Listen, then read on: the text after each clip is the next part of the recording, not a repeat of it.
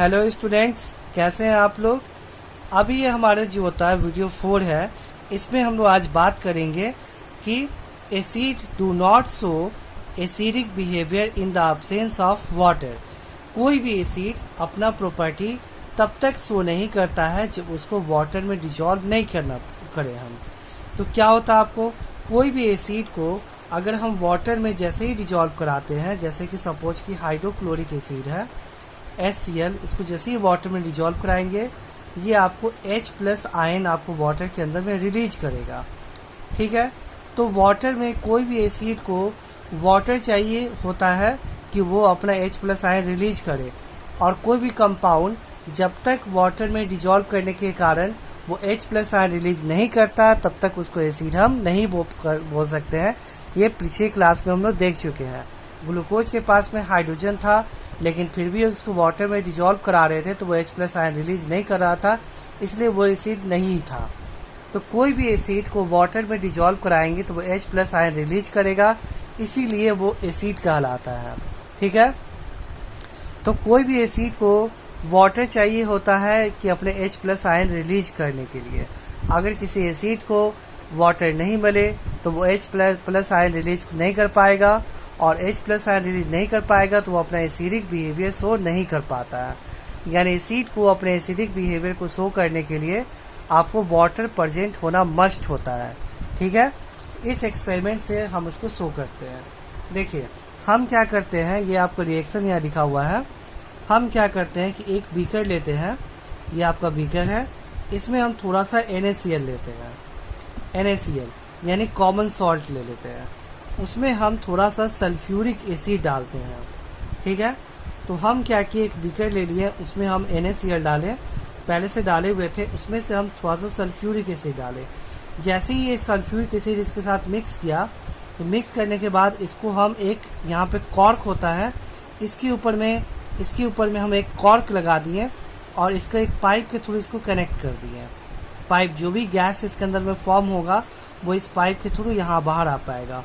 तो हम देखेंगे क्या ये NaCl ये सल्फ्यूरिक एसिड NaCl ये सल्फ्यूरिक एसिड के साथ में कंबाइन करके क्या फॉर्म करता है। देखिए यहाँ रिएक्शन लिखा हुआ है, जब ये सल्फ्यूरिक एसिड आपको कॉमन सॉल्ट यानी NaCl के साथ में रिएक्ट करता है तो यहाँ पे हाइड्रोक्लोरिक एसिड फॉर्म करता है, और साथ में आपको sodium sulphate Na2SO4 sodium sulphate जो होता है फॉर्म करता है। ये जो आपको हाइड्रोक्लोरिक एसिड फॉर्म करता है, ये यहाँ पे किस फॉर्म में रहता है, आपका गैसियस स्टेट में रहता है। ठीक है, तो ये सल्फ्यूरिक एसिड के साथ में सोडियम क्लोराइड रिएक्ट करता है तो हाइड्रोक्लोरिक एसिड और सोडियम सल्फेट जो होता है फॉर्म करता है, सोडियम सल्फेट फॉर्म करता है, और ये हाइड्रोक्लोरिक एसिड यहाँ पे गैसियस फॉर्म में होता है। यहाँ देखिए गैसियस फॉर्म में हाइड्रोक्लोरिक एसिड यहाँ से निकल रहा है आपको। अब हम क्या करेंगे कि हम जानते हैं कि एसिड क्या करता है, ब्लू लिटमस पेपर लेंगे। ब्लू लिटमस पेपर को हम एसिड में डालते हैं तो उसका कलर क्या हो जाता है, आपको रेड कलर होता है। तो ये जो हाइड्रोक्लोरिक एसिड निकल रहा है, इसके पास हम ये ब्लू लिटमस पेपर जो होता है हम यहाँ पे डाल दिए। हम जैसे ही यहाँ पे ब्लू लिटमस पेपर डालेंगे तो एसिड के कांटेक्ट में ब्लू लिटमस पेपर आ रहा है यहाँ पे, तो इसका कलर क्या हो जाना चाहिए था, रेड। लेकिन हम सरप्राइज हो गए देख करके कि इसका कलर जो होता है वो रेड आपको नहीं हुआ। ठीक है, तो क्या हमारे लिटमस पेपर वर्क नहीं कर रहा है क्या? नहीं, हमारे लिटमस पेपर सही है। प्रॉब्लम कहाँ आ रहा है कि हाइड्रोक्लोरिक एसिड यहाँ पे गैसियस फॉर्म में है, यहाँ जब बाहर निकल रहा है तो ये हाइड्रोक्लोरिक एसिड है। एसिड को अपना एसिडिक बिहेवियर को शो करने के लिए वाटर चाहिए होता है, लेकिन यहाँ जो हाइड्रोक्लोरिक एसिड यहाँ से रिएक्शन में निकल रहा है वो लिटमस पेपर के ऊपर पड़ रहा है, और ये लिटमस पेपर जो होता है कि वाटर इसको अवेलेबल यहाँ पे नहीं है, इसीलिए हाइड्रोक्लोरिक एसिड अपना एसिडिक प्रॉपर्टी यहाँ शो नहीं कर पा रहा है। ठीक है, अब हम उसके बाद हम दोबारा क्या किए कि इस लिटमस पेपर को हम पानी में डुबा दिए। पानी में डुबाने के बाद फिर से यहाँ पे लेके आए तो क्या हुआ, अब जैसे यहाँ हाइड्रोक्लोरिक यहाँ पे एसिड का गैस यहाँ निकल रहा है तो इस लिटमस पेपर को वाटर में डुबा करके यहाँ लाते हैं तो फर्स्ट से इसका कलर हो गया रेड। ठीक है, कलर रेड हो गया। क्यों? पहले हम लिटमस पेपर इसके पास ला रहे थे तो इसका कलर आपको ब्लू था, चेंज नहीं हो रहा था। लेकिन जैसे ही हम यहाँ पे इसका जो होता है लिटमस पेपर हम वाटर में ड्रॉप करके तब इसके यहाँ लेके आए तो क्या हुआ, इसका कलर चेंज हो गया रेड। क्यों? क्योंकि यहाँ पे हाइड्रोक्लोरिक एसिड को अपने एसिडिक प्रॉपर्टी शो करने के लिए वाटर चाहिए। तो यहाँ पे जो लिटमस पेपर उसके पास में वाटर था, तो ये उस लिटमस पेपर जो वाटर प्रेजेंट है उसके साथ ये हाइड्रोक्लोरिक एसिड कंबाइन होकर के H+ आयन आपको रिलीज कर देता है। और जैसे ही ये H+ आयन रिलीज करता है इस लिटमस पेपर का कलर ब्लू से रेड हो जाता है। इस एक्सपेरिमेंट से ये प्रूफ होता है कि आपको कोई भी एसिड अपना एसिडिक प्रॉपर्टी तभी शो करता है जब उसको वाटर वहाँ प्रेजेंट हो, वाटर दिया जाए।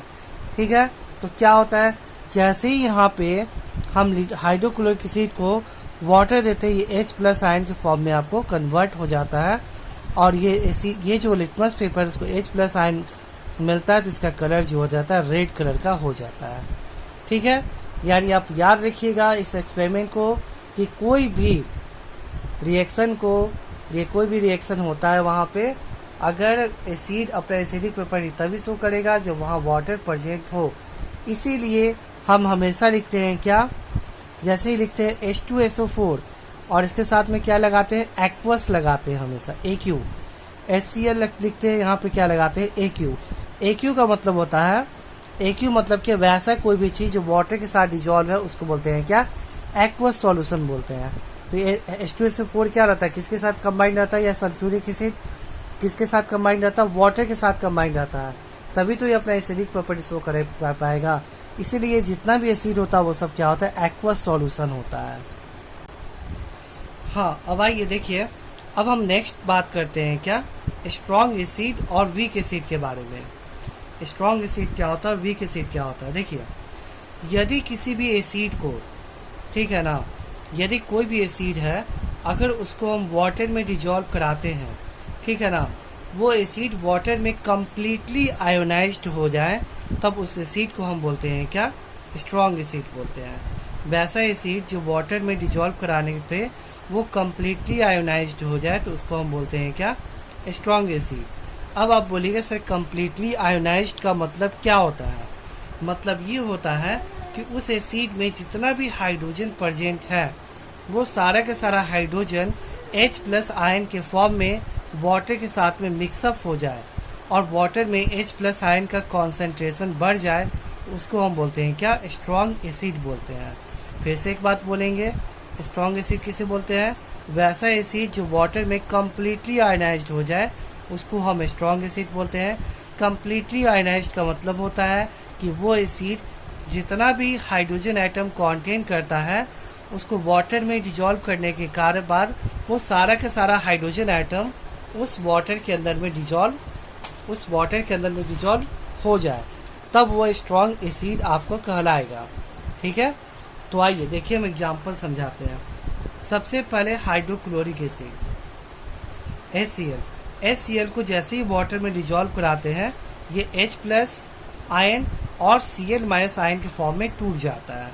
और तो ये देखिए, इसके पास में हाइड्रोक्लोरिक एसिड के पास में एक ही हाइड्रोजन एटम था, वो आपको क्या किया, वाटर में तुरंत रिलीज कर दिया है कि नहीं, ये आपका हो गया।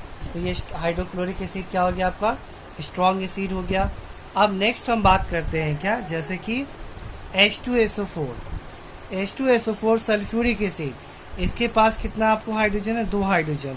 जैसे ही इसको वाटर में डिजॉल्व करते हैं तो ये 2H+ आयन के फॉर्म में वाटर के अंदर में अपने दोनों हाइड्रोजन एटम को रिलीज कर देता है, तो ये भी क्या कहलाएगा आपका, स्ट्रॉन्ग एसिड। देखिए जैसे कि HNO3, ठीक है, HNO3 जो हो गया, इसमें देखिए क्या होगा आपको, नाइट्रिक एसिड, इसमें भी क्या होगा, एक हाइड्रोजन है जिसको वाटर में रिलीज करेंगे तो ये पूरा एक हाइड्रोजन को बाहर निकाल देगा, तो ये सब क्या कहलाएगा, आपका स्ट्रॉन्ग एसिड कहलाएगा। यानी वैसा कोई भी एसिड जब उसको वाटर में डिजॉल्व करने पे वो पूरा का पूरा आयोनाइज हो जाए, आयोनाइज्ड का मतलब है क्या, जितना भी हाइड्रोजन एटम कंटेन है वो करता है वो सब H+ आयन के फॉर्म में बाहर रिलीज कर दे, अपने से बाहर निकाल दें, तब उस एसिड को बोलते हैं क्या, स्ट्रॉन्ग एसिड बोलते हैं। ठीक है, तो ये बात हो गया, स्ट्रॉन्ग एसिड समझ में आ गया। अब उसी तरह हम देखेंगे क्या, वीक, हाँ स्ट्रॉन्ग एसिड का ये मेरिट क्या होगा। स्ट्रॉन्ग एसिड जो होता है वो आपको जो होता है किसी भी सब्सटेंस को बहुत तेज़ी से रिएक्ट करेगा, बहुत तेज़ी से, क्योंकि इसका H+ आयन बहुत तेज़ी से अपने का वाटर में जैसे इसको डिजॉल्व कराएंगे तो ये H+ आयन बहुत तेज़ी से आपको रिलीज करेगा, और ये H+ आयन जिसके दूसरे के साथ में बहुत तेज़ी से आपको रिएक्ट करना स्टार्ट कर देता है। इसलिए कोई भी स्ट्रॉन्ग एसिड जो होता है वो किसी भी चीज़ से बहुत जल्दी रिएक्ट करता है। ठीक है ना, तो वही बोला जाता है, जैसे कि मेटल, आपको मेटल्स हो गया, मेटल कार्बोनेट हो गया, मेटल हाइड्रोजन कार्बोनेट हो गया, इस सब से बहुत तेज़ी से ये सब रिएक्ट करना स्टार्ट कर देता है। ठीक है, अब उसके बाद देखिए नेक्स्ट है वीक एसिड। देखिए अब वीक एसिड में क्या होता है, ये यहाँ पे जो होता है कोई भी एसिड पार्शियली आयोनाइज्ड होगा, यानी वो कम्प्लीटली आयोनाइज्ड नहीं हो पाएगा, यानी जो भी अपना H हाइड्रोजन आयन को कम्प्लीटली रिलीज नहीं कर पाएगा, उस एसिड को हम बोलते हैं क्या, वीक एसिड बोलते हैं। ठीक है, वैसा एसिड जो आपको अपने H+ आयन को, अपने जो भी हाइड्रोजन आयन है उसको कम्प्लीटली वाटर के अंदर डिजॉल्व नहीं कर पाएगा, उसको हम बोलते हैं क्या, वीक एसिड बोलते हैं। ये यानी पार्शियली आयोनाइज्ड होता है। इसका एग्जाम्पल देखिए, जैसे कि CH3COOH। ठीक है, ये इसको बोलते हैं कि एसिटिक एसिड, एसिटिक एसिड है ये। ठीक है, इसमें क्या होगा, देखिए इसको जब वाटर के साथ हम मिलाएंगे, मिक्स करेंगे, तो CH3COO माइनस, और ये क्या हो जाएगा आपका H+। तो कहने का मतलब है क्या, ये देखिए एसिटिक एसिड के पास में 3 हाइड्रोजन और एक यहाँ टोटल 4 हाइड्रोजन था, लेकिन उसके बाद भी ये पूरे के पूरे 4 हाइड्रोजन में से मात्र सिर्फ एक ही हाइड्रोजन को रिलीज कर रहा, बाकी हाइड्रोजन को रिलीज ये नहीं कर रहा आपको, इसलिए क्या कहलाएगा, आपका वीक एसिड कहलाएगा। यानी अपने जितने भी हाइड्रोजन है इसको कम्प्लीटली वाटर के अंदर में आयोनाइज्ड नहीं कर पा रहा है, इसलिए क्या कहलाएगा, आपका वीक एसिड कहलाएगा। यानी आपको समझ में आ ही गया होगा कि वैसा एसिड जो अपने हाइड्रोजन आइटम्स को कम्प्लीटली वाटर में आयोनाइज नहीं कर पाता है, तो उसको हम बोलते हैं क्या, वीक एसिड बोलते हैं। ठीक है, ये बात समझ में आ गया। अब जाहिर सी बात है, ये वीक एसिड है तो किसी भी सब्सटेंस के साथ में जिसका रिएक्शन भी बहुत ही स्लोली होगा, ये किसी भी सब्सटेंस के बाद बहुत स्लोली रिएक्ट करेगा। जैसे मेटल्स हो गया, मेटल कार्बोनेट हो गया, मेटल हाइड्रोजन कार्बोनेट हो गया, इसके साथ में ये बहुत ही स्लोली रिएक्ट करेगा। और साथ में वीक एसिड सॉल्यूशन में H+ आयन का कॉन्सेंट्रेशन बहुत कम होता है, यानी H+ आयन का मात्रा बहुत कम होता है, जबकि स्ट्रॉन्ग एसिड जहाँ पे होता है वहाँ पे उसमें H+ आयन का मात्रा बहुत, यानी कॉन्सेंट्रेशन बहुत ही ज़्यादा होता है। ठीक है, तो देखिए अब नेक्स्ट टॉपिक है use of mineral acid in industry. ये आपके बुक में पेज नंबर 65 में आपको दिया हुआ है, आप खुद से इसको पढ़ सकते हैं। इस टॉपिक को पढ़ाने की ज़रूरत नहीं, यूज आपको टॉपिक समझना नहीं है, सिर्फ रटना है। तो अगला टॉपिक है use of mineral acid in industry. इसको आप इस चांद बुक से पेज नंबर 65 से आप लोग रट लीजिएगा। अब हम लोग नेक्स्ट टॉपिक के ऊपर बढ़ते हैं। तो देखिए अब हमारा मेन टॉपिक जो है वो क्या है, आपका बेस। तो आइए हम बेस के बारे में अब जानते हैं। एसिड हम लोग का कंप्लीट हो गया है, अब बेस के बारे में हम लोग जानते हैं। तो बेस किसे बोलते हैं, ऑलरेडी आप बेस के बारे में जानते हैं। बेस क्या होता है कि बेस वैसा केमिकल सब्सटेंस होता है जिसका क्या होता है, बीटर टेस्ट होता है, ठीक है, और सोपी टच होता है। यानी बेस क्या होता है आपका, जिसका बीटर टेस्ट होता है, सोपी टच होता है, उसको हम बेस बोलते हैं। यानी कोई भी बेस होगा उसका बीटर टेस्ट यानी कड़वा टेस्ट होगा, ठीक है, और साथ में ये सॉपी टच होगा, यानी बहुत चिकना होगा, उसको हम बोलते हैं क्या, बेस बोलते हैं। यानी बेस वो सब्सटेंस होता है जिसका बीटर टेस्ट होता है और सॉपी टच होता है, तो वो आपका बेस होता है। ठीक है, जैसे एग्जांपल क्या हो गया, कास्टिक सोडा हो गया, वॉशिंग सोडा हो गया, ये सब क्या होता है, बेस होता है। यानी ये खाने में कड़वा होगा और छूने में बहुत ही चिकना होगा, तो उसको बोलते हैं क्या, बेस बोलते हैं। आपको हम पहले भी क्लास में बताए थे और इस बार भी बता रहे हैं कि मेटल ऑक्साइड और मेटल हाइड्रो ऑक्साइड ये दोनों क्या होता है, आपका बेस होता है। जैसे कि CaO, ये क्या होगा आपका, ये आपका मेटल ऑक्साइड है, ये मेटल ऑक्साइड है। Ca जो होता है कैल्शियम मेटल है, और वो क्या ऑक्साइड, कैल्शियम ऑक्साइड क्या हम बोल सकते हैं, मेटल ऑक्साइड। ये किस नेचर का होगा आपका, ये बेस होगा, ठीक है। अब जैसे मेटल हाइड्रो ऑक्साइड, जैसे NaOH जो होता है ये भी क्या है, आपका बेस है। यानी मेटल ऑक्साइड और मेटल हाइड्रो ऑक्साइड ये दोनों क्या होता है, आपका बेस होता है। इस बात को याद रखिएगा। उसके बाद नेक्स्ट है क्या आपको कि देखिए उसका और किसको बेस बोलते हैं।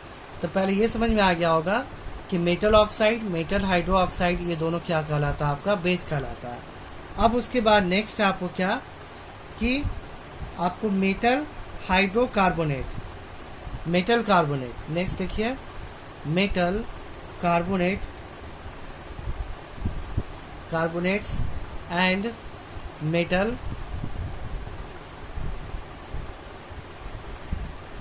हाइड्रोजन कार्बोनेट्स, मेटल कार्बोनेट्स और मेटल हाइड्रोजन कार्बोनेट्स ये दोनों भी क्या होता है, आपका बेस होता है, ठीक है। जैसे कि Na2CO3 ये क्या मेटल कार्बोनेट है, ठीक है, मेटल कार्बोनेट है। और CaCO3 ये क्या है, ये भी मेटल कार्बोनेट है। NaHCO3 ये मेटल हाइड्रोजन कार्बोनेट है। ये सब जो होता है बेसिक नेचर का होता है, ठीक है, क्योंकि ये सब भी आपको बेस को, ये एसिड को न्यूट्रलाइज करता है। तो हम क्या समझे किसको इसको बेस बोलेंगे, ये सब याद रखिएगा, आगे आपको काम देगा। ये metal oxide, metal hydro oxide, metal carbonate, metal hydrogen carbonate ये सब क्या होता है, आपको बेस होता है। इस बात को आप याद रखिएगा, नहीं भूलिएगा। अब चलिए नेक्स्ट टॉपिक हम बात करते हैं, अल्कलीज किसे बोलते हैं। देखिए अब नया टर्म है अल्कलीज किसे बोलते हैं, ध्यान से सुनिए। अल्कलीज किसे बोलते हैं, देखिए आपको इस चैप्टर में, ठीक है ना, आपको वैसे बेस के बारे में पढ़ना है जो वाटर में डिजॉल्व होता हो, ठीक है ना, उस बेस के बारे में इस चैप्टर में पढ़ना है। लेकिन आपको जान के हैरानी होगा कि मैक्सिमम बेस, ठीक है ना, मैक्सिमम बेस वाटर में डिजॉल्व नहीं होता है, ठीक है ना। Most of the base do not dissolve in water, ठीक है। कुछ ही बेस ऐसा होता है जो कि वाटर में डिजॉल्व करता है, और हम लोग को इस चैप्टर में वैसे ही बेस के बारे में पढ़ना है जो वाटर में डिजॉल्व होता है, ठीक है ना। तो वैसा बेस जो वाटर में डिजॉल्व होता है उस बेस को हम अल्कलीज के नाम से जानते हैं, ठीक है ना। आपसे जब भी पूछा जाएगा अल्कलीज, तो वैसा बेस जो वाटर में डिजॉल्व होता है, यानी base which is soluble in water is called an alkali, ठीक है ना, अल्कली। यानी वैसा बेस जो वाटर में डिजॉल्व करता है उसको बोलते हैं अल्कली। और ये बता ही चुके हैं कि बहुत कम ही ऐसा बेस होता है जो कि आपको वाटर में डिजॉल्व हो पाता है, ठीक है। उन्हीं बेसेस के बारे में हम लोग को इस चैप्टर में ही पढ़ना है, ठीक है। तो आपको समझ में आ गया होगा अल्कलीज किसे बोलते हैं। वैसा बेस जो वाटर में सॉल्युबल होता है उसको बोलते हैं अल्कलीज। और ऐसे ही अल्कलीज को ही बारे में हम लोग को पढ़ना है इस चैप्टर में। जो वाटर डिजॉल्व नहीं होता उस बेस के बारे में हम लोग को इस चैप्टर में नहीं पढ़ना है, ठीक है। तो इस चैप्टर में जब भी हम बेस कहेंगे तो इसका मतलब होगा क्या कि हम अल्कलीज बेस के बारे में बात कर रहे हो, यानी वाटर सॉल्युबल बेस के बारे में ही बात कर रहे हैं। देखिए तो कुछ कॉमन वाटर सॉल्युबल बेस कौन कौन है आपको। सबसे पहले नंबर पे आता है NaOH, सबसे स्ट्रॉन्ग बेस। ये सबसे स्ट्रॉन्ग बेस होता है NaOH। उसके KOH हो गया आपको, ठीक है, KH हो गया, CaOH का होल 2 हो गया। ये सब क्या होता है, वाटर सॉल्युबल बेस होता है, ठीक है। NH4 OH Mg OH का होल 2 ये सब क्या होता है आपका, ये सब बेसेज होता है जो कि वाटर में सॉल्युबल होता है, तो इसको अल्कलीज हम लोग बोलते हैं। अब उसके बाद हम लोग बात करेंगे, तो अब ये बात है नेक्स्ट टॉपिक है what do all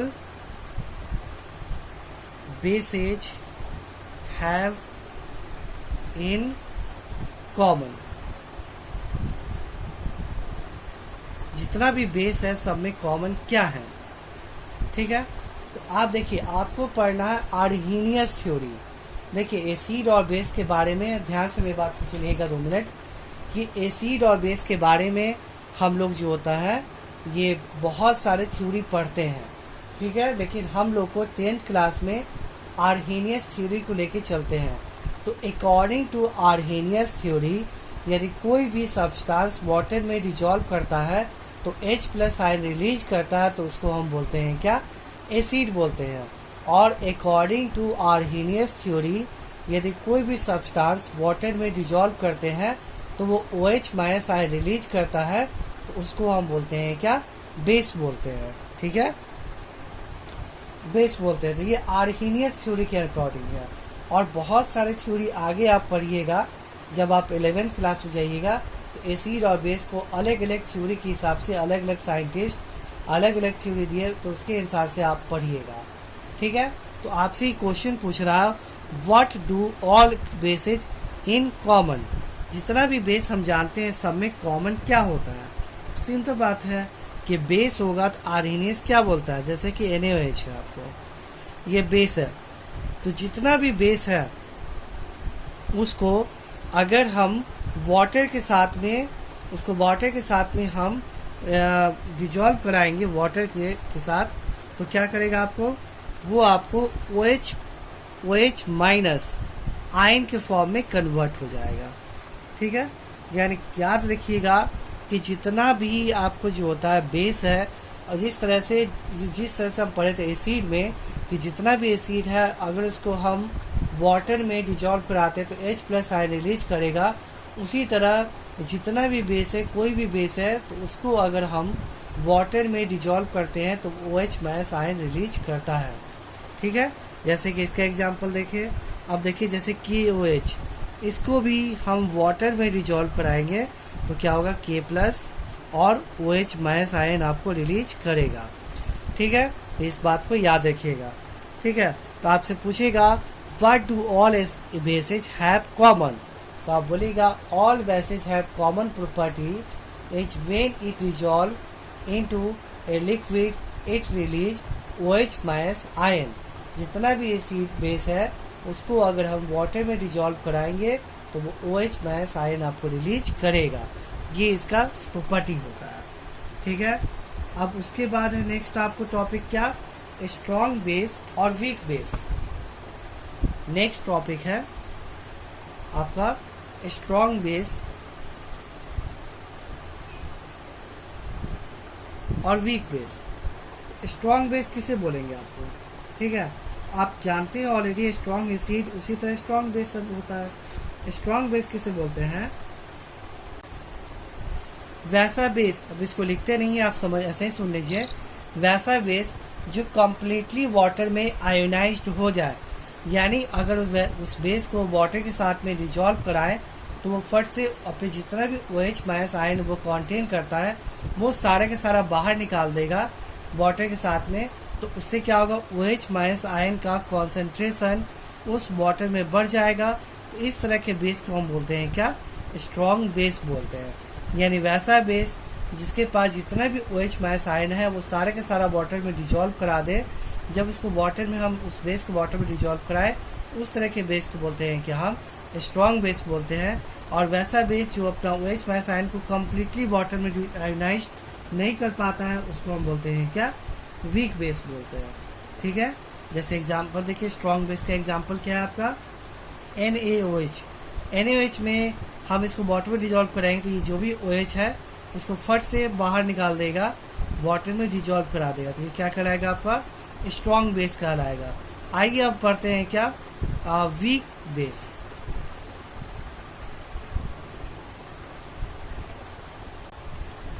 weak base के बारे में आप समझ में आ ही गया होगा कि वैसा बेस जो कम्प्लीटली वाटर के साथ आयोनाइज नहीं हो पाता है और OH माइनस आयन रिलीज नहीं कर पाता, उसको बोलते हैं वीक बेस। जैसे एग्जांपल हो गया क्या आपका, देखिए यहाँ पे CaOH का होल 2, ये जब इसको वाटर में, या फिर आपको हो गया क्या, आपको MgOH का होल 2, ये सब क्या वीक बेस है, क्योंकि जब इसको वाटर के साथ डिजोल्व कराते हैं ये कम्प्लीटली आयनाइज नहीं हो पाता है, ये कम्प्लीटली अपने OH माइनस आयन को बाहर नहीं रिलीज कर पाता है, इसलिए ये कहलाता है क्या, वीक बेस कहलाता है। ठीक है, तो आई होप आपको ये वीडियो समझ में आया होगा। आज के लिए बस इतना ही। नेक्स्ट क्लास में हम लोग पढ़ेंगे, जिस तरह से प्रॉपर्टी ऑफ एसिड पढ़े थे उसी तरह हम प्रॉपर्टी ऑफ बेस पढ़ेंगे। उसके बाद सॉल्ट्स के बारे में हम लोग पढ़ेंगे, वो बहुत इंपॉर्टेंट टॉपिक है सॉल्ट, उसके बारे में पढ़ना स्टार्ट करेंगे। Okay, thank you all of you, bye.